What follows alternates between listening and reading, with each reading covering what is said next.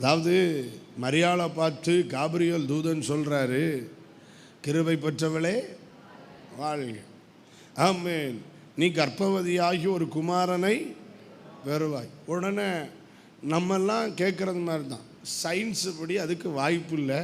மரியாள் சொல்கிறான் இது வாய்ப்பு இல்லை, சயின்ஸு படி இதுக்கு நான் இன்னும் புருஷனை அறியேனே, இதுக்கு வாய்ப்பு இல்லை.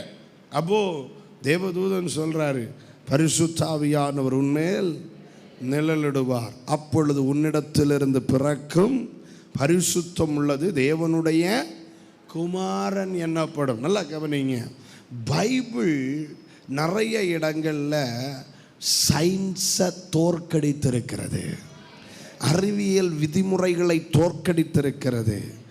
ஆமென். அறிவியல் எல்லாவற்றிற்கும் காரணத்தை தரும், வேதம் எல்லாவற்றிற்கும் காரணத்தை தருவதில்லை. கரங்களை உயர்த்தி ஸ்தோத்திரம் பண்ணுங்க. ஆனால் இன்னைக்கு வருத்தம் என்னன்னா, நிறைய பிரசங்கம் பண்ணுற நிறைய பேர் வேதத்தை அறிவியல் பூர்வமாக நிரூபிக்க முயற்சி எடுக்கிறாங்க. அவங்க நினைக்கிறாங்க நான் பைபிளை நிரூபிக்கிறேன், இல்லை, பைபிளின் தரத்தை குறைக்கிறார்கள்.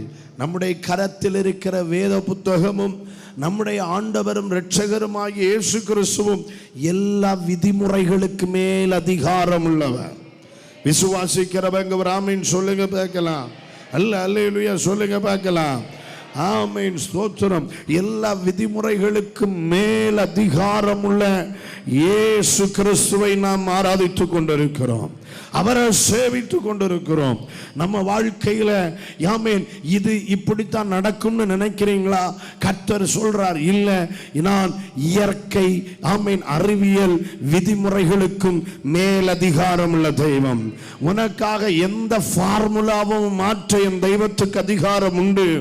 உனக்காக எந்த பிசிக்ஸை மாற்ற என் தெய்வத்துக்கு அதிகாரம் உண்டு. உனக்காக எந்த கெமிஸ்ட்ரியை மாற்ற என் தெய்வத்துக்கு அதிகாரம் உண்டு. உனக்காக எந்த விஞ்ஞான பூர்வமான விதிமுறைகளையும் மாற்றி அமைக்க என் தெய்வத்துக்கு வல்லமை உண்டு.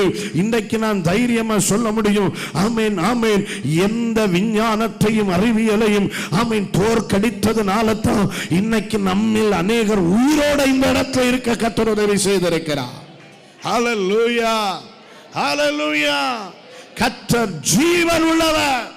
உன் நேசர் எதனால் விசேஷித்தவர்? இயற்கையின் மேல் அதிகாரம் உள்ளவர் என் நேசர்.